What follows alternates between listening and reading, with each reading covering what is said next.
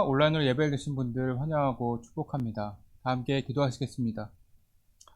사랑과 은혜가 풍성하신 하나님 아버지 감사합니다. 오늘도 귀한 생명 허락하여 주셔서 시간을 구별하여 주님 앞에 예배하게 하심을 감사드립니다. 주님, 저희들이 이 시간 예배자로 섰습니다.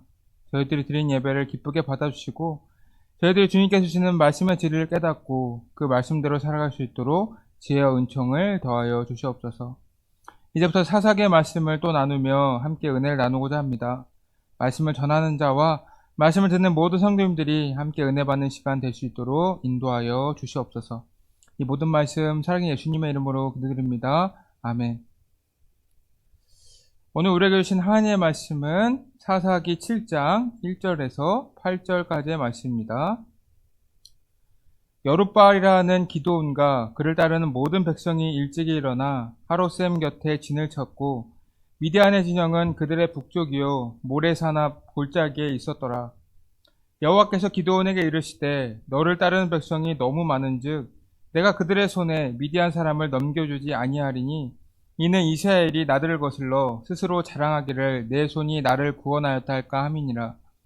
이제 너는 백성의 귀에 외쳐 이르기를 누구든지 두려워 떠는 자는 길르앗산을 떠나 돌아가라 하라 하시니 이에 돌아간 백성이 22,000명이요 남은 자가 10,000명이었더라. 여호와께서 또 기드온에게 이르시되 백성이 아직도 많으니 그들을 인도하여 물가로 내려가라. 거기서 내가 너를 위하여 그들을 시험하리라. 내가 누구를 가리켜 내게 이르기를 이 사람이 너와 함께 가리라 하면 그는 너와 함께 갈 것이요 내가 누구를 가리켜 내게 이르기를 이 사람은 너와 함께 가지 말 것이니라 하면 그는 가지 말 것이니라 하신지라.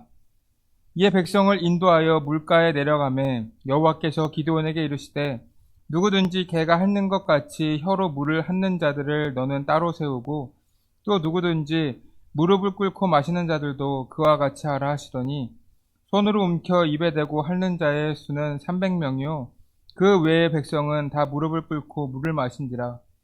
여호와께서 기드온에게 이르시되 내가 이 물을 핥아 먹는 300명으로 너희를 구원하여 미디안을 내 손에 넘겨주리니 남은 백성은 각각 자기의 처소로 돌아갈 것이니라 하시니 이에 백성의 양식과 나팔을 손에 든지라. 기드온이 이스라엘 모든 백성을 각각 그의 장막으로 돌려보내고 그 300명은 머물게 하니라. 미디안 진영은 그 아래 골짜기 가운데에 있었더라. 아멘. 스파르타는 고대 그리스에서 최고의 군사 강국으로 인정받는 나라였습니다. 엄격하고 강한 훈련을 통해 그들은 용감한 군사를 배출했는데 이러한 교육관을 보고 오늘날까지도 이 스파르타 교육이라는 단어를 많이 사용하게 되었습니다. 그중 다음과 같은 일화가 있다고 합니다. 검수 훈련을 앞두고 이 짧은 검을 지급받았던 한 청년이 이 지휘관에게 말했습니다. 제가 가진 이 검은 너무 짧기 때문에 전투를 치르기에는 불리합니다. 그러자 지휘관은 청년을 격려하며 말했습니다. 검이 짧다면 한 발짝 빨리 적진으로 들어가 보게. 문제는 검의 길이가 아니라 내 다른 사람보다 한 발짝 더 앞서는 정신이 있느냐 없느냐 하는 것일세. 이 예화를 보게 되면 이 용맹한 군사는 가진 무게의 영향을 받는 것이 아니라 어떠한 마음가짐으로 임하는지가 중요한지를 볼 수가 있습니다. 적을 두려워하지 않고 용감하게 맞서 싸울 수 있는 사람만이 승리를 거머쥘 수가 있다는 거예요. 그렇다면 하나님의 군사들은 어떠한 마음가짐을 가져야 할까요? 이 세상, 즉 사탄과의 영적인 전쟁에서 승리하기 위해 필요한 것은 주님을 향한 믿음과 순종입니다. 주님께서 끝까지 나와 함께 하신다는 것을 확신하고 이 믿음으로 순종하며 나아간다면 우리는 사탄과의 영적인 전투에서 승리할 수가 있는 거예요. 오늘 7장의 내용을 보시면 드디어 기드온과 이 300명의 용사가 나와서 이 미디안에게 승리하는 것을 볼 수가 있습니다. 오늘 보시는 본문의 내용은 이 전쟁을 하기에 앞서서 하나님께서 미디안과 싸울 군사들을 선별하신 내용이에요. 여러분, 지금 이스라엘의 상황은 기드온이 사사로 세워지고 그 밑에서 전쟁을 같이 해나갈 군사들을 세워야 하는 상황입니다. 이 전쟁을 할 때 중요한 것은 무엇인가요? 이 군사의 수도 중요하고 이 군인이 어떠한 마음가짐과 자세를 가지고 있느냐에 따라 이 승패가 결정이 납니다. 근데 하나님께서 보시는 것은 다른 것임을 볼 수가 있어요. 2절입니다. 여호와께서 기드온에게 이르시되 너를 쫓는 백성이 너무 많은즉 내가 그들의 손에 미디안 사람을 붙이지 아니하리니 이는 이스라엘이 나를 거스러 자긍하기를 내 손이 나를 구원하였다 할까 함이라. 지금 이스라엘 진영에는 이 3만 2천 명이나 되는 군사들이 모였어요. 이렇게 많은 사람들이 기드온의 말에 모였다면 이 기드온 자신도 굉장히 자랑스럽지 않겠습니까? 거기다가 승리까지 하게 된다면 자신의 실력을 과대평가하면서 이 기드온과 백성들이 교만해질 수도 있었습니다. 지금 하나님께서는 이미 기드온과 함께 하시면서 승리를 주신다고 말씀하셨어요. 이 전쟁의 승패가 이미 결정이 났다는 것입니다. 어떻게 싸우든지 간에 기드온과 이스라엘 백성들의 승리는 정해져 있었다는 말이에요. 그렇게 하나님께서는 이 사람들에게 교만한 마음이 생길 것을 예측하신 것입니다.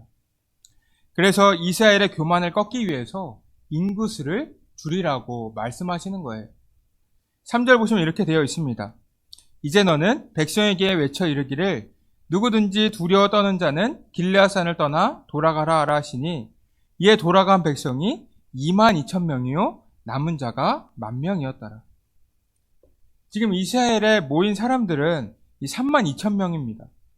지금까지 이스라엘 백성들이 이 미디안 족속을 두려워하면서 숨어 지내지 않았습니까? 그런데도 이 3만 명이 넘는 사람들이 모여서 전쟁을 치르려고 했다는 거예요. 근데 대부분이 이 전쟁을 해보지 않은 사람들이나 억지로 전쟁에 참여하는 사람들이 많이 있었을 것입니다.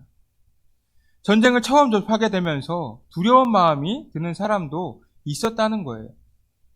이 전쟁이라는 것이 서로 죽고 죽이는 살육의 현장 아닙니까?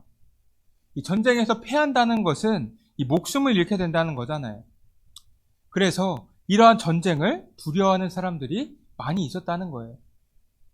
여기서 하나님께서는 먼저 두려움이 있는 사람들을 보내라고 말씀하십니다.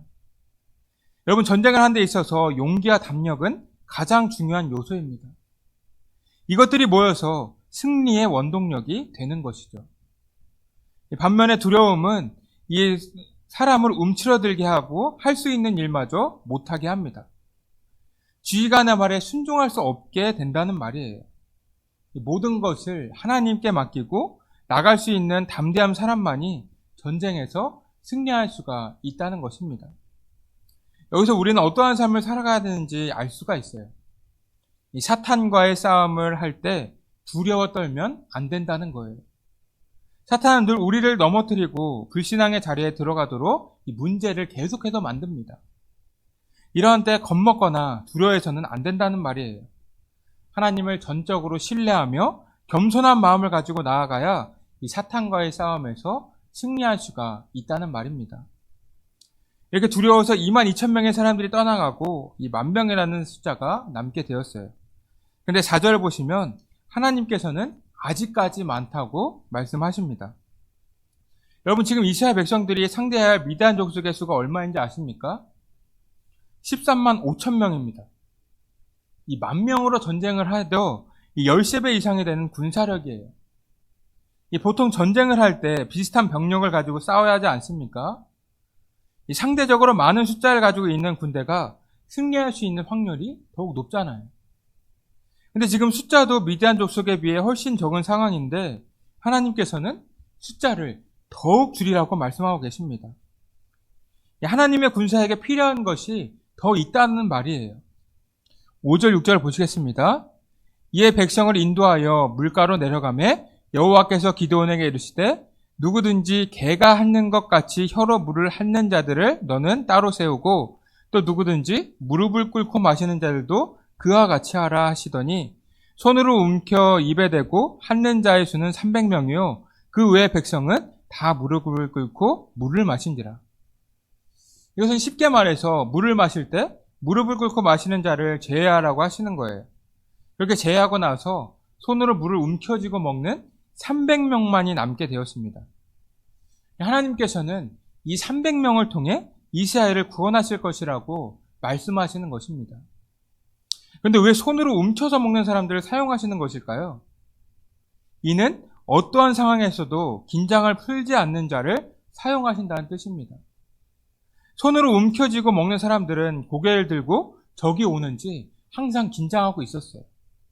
즉 하나님께서는 정신 상태가 느슨한 사람을 사용하지 않으시고 언제라도 하나님 명령에 긴장하면서 각 상황에 맞춰 즉각적으로 반응하는 사람을 사용하신다는 것입니다. 이것은 영적으로는 어떤 의미일까요? 사탄은 우리의 영혼을 타락시키기 위해서 수많은 함정을 파놓고 기다립니다. 우리가 이러한 상황에서 긴장하지 않고 느슨한 상태로 걸어가다 보면 사탄이 쳐놓은 덫에 언제든지 걸릴 수가 있습니다. 그래서 하나님께서는 우리에게 깨어서 기도하라고 계속 말씀하시는 거예요. 하나님의 말씀에 깨어있고 기도하면서 긴장의 끈을 놓지 않는 사람만이 사탄과의 전쟁에서 승리할 수가 있다는 것입니다. 이렇게 하나님께서는 32,000명 중에 300명만을 선별하셨어요. 그런데 아무리 뛰어난 사람들이 모여있다고 하더라도 이러한 숫자라고 한다면 사람의 능력으로는 이길 수가 없다고 생각하지 않겠습니까? 하나님께서 함께 하시지 않는 이상은 전쟁에서 이길 수가 없다는 것을 기드온과 300명의 용사들은 알게 되었다는 말이에요. 그러면 지금은 기드온과 300명의 용사들은 어찌 되었든 간에 하나님을 전적으로 신뢰하는 방법밖에는 승리할 길이 없습니다. 승리한다면 하나님께서 승리하게 해주셨다고 생각하면서 하나님께 영광을 돌릴 거라는 것입니다. 교만이 자리 잡지 못할 만큼 압도적인 군사 차이가 있었기 때문이에요. 온전히 주님의 말씀을 듣고 나아가는 것밖에는 이 이스라엘이 승리할 도리가 없었다는 것입니다. 그렇게 전쟁이 시작이 되었는데 하나님께서 의도하신 대로 되었어요. 기드온과 300명의 군사들이 하나님의 명령을 전적으로 듣고 순종합니다. 16절을 보시면 이렇게 되어 있습니다. 300명을 세 대로 나누어 각 손에 나팔과 빈 항아리를 들리고 항아리 안에는 횃불을 감추게 하고. 여러분 300명도 굉장히 적은 숫자인데 그것을 세 대로 나누면 100명씩 세 부대가 만들어지지 않습니까? 근데 손에 든 무기가 이 칼이나 창이 아니에요. 나팔과 빈 항아리, 횃불을 들고 싸우러 나갑니다. 우리가 만약 전쟁을 하러 나간다고 했을 때 이러한 명령에 순종할 수 있겠습니까? 지휘관인 기드온을 미쳤다고 생각하면서 이 전쟁을 떠날 수도 있었어요. 그러나 이 300용사는 기드온의 말에 그대로 순종을 합니다. 하나님께서 기드온에게 명령하셨던 것을 그대로 믿고 행동하였다는 것입니다. 지금 이길 수 있는 유일한 방법은 하나님의 말씀을 듣는 것밖에는 없지 않습니까? 하나님께서 함께 하시지 않는다면 이 전쟁은 해보나 마나한 싸움이에요. 그래서 이들은 온전히 하나님 앞에 순종한다는 것입니다. 여기서 우리는 순종의 중요성을 배울 수가 있어요. 여러분, 우리는 주님을 믿는 데는 성공을 했습니다. 그러나 순종을 하는 데에는 어려움을 겪고 있어요. 우리가 주님의 말씀을 듣고서 그것이 진리라는 것을 확신하며 나아가지 않습니까? 그런데 주님께서 가르쳐 주신 대로 순종하지 못하며 살아갈 때가 굉장히 많이 있죠. 우리의 연약함으로 인해 우리는 온전한 믿음의 삶을 살아가지를 못하는 거예요. 여러분, 이 믿음과 순종은 바늘과 실입니다. 옷이 망가져서 꿰매야 할 때 이 바늘과 실, 이 둘 중에 하나라도 없으면 이 온전한 수선을 할 수가 없어요. 두 가지가 함께 있어야 이 옷이 회복될 수가 있다는 말입니다. 이 주의를 할 때도 마찬가지예요. 믿음과 더불어 순종을 하며 살아갈 때 우리의 삶은 주님께서 원하시는 삶으로 변한다는 것입니다. 그렇게 기드온과 300용사들은 하나님의 말씀에 순종을 했습니다. 그래서 밤이 되었을 때 항아리를 깨트리고 나팔을 불면서 미디안 족속을 혼란에 빠지게 만들었어요. 그래서 미디안 족속들은 서로가 서로를 죽이는 이 자중질환을 겪게 되어버립니다. 그렇게 결과는 이스라엘의 대승리로 넘어갔습니다. 하나님을 믿고 그 말씀에 순종하였을 때 이들이 완벽한 승리를 거둘 수가 있게 되었다는 말이에요. 이러한 승리의 모습은 이전에도 찾아볼 수가 있죠. 우리가 잘 알고 있는 여리고성도 주님의 말씀에 순종했기에 함락시킬 수 있었던 것 아닙니까? 이 여리고성은 난공불락의 성이었어요. 일반적으로는 무기도 변변치 않은 이스라엘 백성들이 절대로 함락시킬 수가 없는 성이었다는 말입니다. 그때 하나님께서는 여호수아에게 여리고성을 함락시킬 수 있는 방법을 알려주십니다. 하나님께서 여호수아에게 여리고성을 하루에 한 번씩 6일 동안을 돌라고 하셨고, 마지막 7일째에는 7바퀴를 돌고 나팔을 불며 함성을 지으라고 하셨습니다. 사실 이 명령을 들었을 때 정상적인 작전이라고 생각할 사람은 없을 거예요. 성을 빙빙 돌기만 한다고 성이 함락이 될 수 있겠습니까? 상식적으로 생각하면 무의미한 짓이고 여호수아가 제정신이 아니라고 생각할 거예요. 그럼에도 이스라엘 백성들은 여호수아의 말을 신뢰하였습니다. 하나님께서 여호수아에게 말씀하신 것을 믿고 순종을 하였다는 거예요. 그렇게 순종하였을 때 어떻게 되었습니까? 난공불락이라고 여겼던 여리고성이 무너지게 되었어요. 하나님의 능력을 믿고 순종하며 나아갔기 때문에 완벽한 승리, 대승리를 거둘 수가 있게 되었다는 것입니다. 이렇게 하나님께서는 사탄에게 승리할 수 있는 방법을 알려주셨어요. 그 방법은 굉장히 쉽고 간단합니다. 하나님을 믿고 순종하는 삶을 살아야 이 승리를 할 수가 있다는 것입니다. 여러분, 우리도 지금 사탄과 보이지 않는 영적 전쟁을 하고 있습니다. 이 영적 전쟁은 우리가 하나님의 백성이 된 순간부터 이미 시작이 되었어요. 이스라엘 백성들이 싸움터에 나가서 승리를 얻은 것처럼 우리 또한 사탄과의 전쟁에서 승리를 얻어야 합니다. 승리를 얻지 못한다면 하나님께서 예비하신 천국에 들어갈 수가 없는 거예요. 그렇기 때문에 우리는 영적 선숙을 이루고 사탄에게 반드시 승리하여서 하나님의 백성답게 거룩하게 살아가야 한다는 것입니다. 여러분, 우리는 하나님의 군사입니다. 하나님의 군사는 교만하거나 두려움이 많아서는 안 됩니다. 또한 긴장을 늦추지 말고 늘 깨어 기도하며 주님의 능력을 믿고 나아가야 해요. 그래야 우리는 영적인 전쟁을 승리할 수가 있게 되는 것입니다. 이 사탄과의 싸움은 우리의 능력으로는 이길 수 있는 것이 아니에요. 성령을 통해 주시는 하나님의 능력으로 이겨야 한다는 말입니다. 우리 모두가 주님의 군사로서 이 지녀야 할 것들을 잘 지니고 주님의 능력을 믿고 순종하면서 이 사탄과의 전쟁에서 완벽한 승리를 거두시는 주의 자녀들 다 되시기를 주님의 이름으로 축복합니다. 이 시간 함께 기도하겠습니다. 첫 번째로 기도할 기도 제목은 우리가 주님의 군사로 잘 훈련되어서 사탄과의 영적인 전쟁에서 넉넉하게 승리하는 삶을 살게 해달라고 기도해 주시고, 두 번째, 우리에게 연로하신 분들과 환우분들의 건강을 위해서 기도해 주시기 바랍니다. 마지막 세 번째로는 우리 교회 다음 세대 믿음의 성장을 위해 기도해 주시기 바랍니다. 기도하겠습니다. 사랑과 은혜가 풍성한 하나님 아버지, 감사합니다. 오늘도 귀한 아침의 시간에 함께 말씀을 나누게 하심을 감사드립니다. 주님, 저희는 지금 보이지 않지만 사탄과의 영적 전쟁을 하고 있습니다. 이 전쟁에서 사탄에게 승리할 수 있도록 저희들이 더욱 준비되고 훈련되어질 수 있도록 성령님께서 인도하여 주시길 원합니다.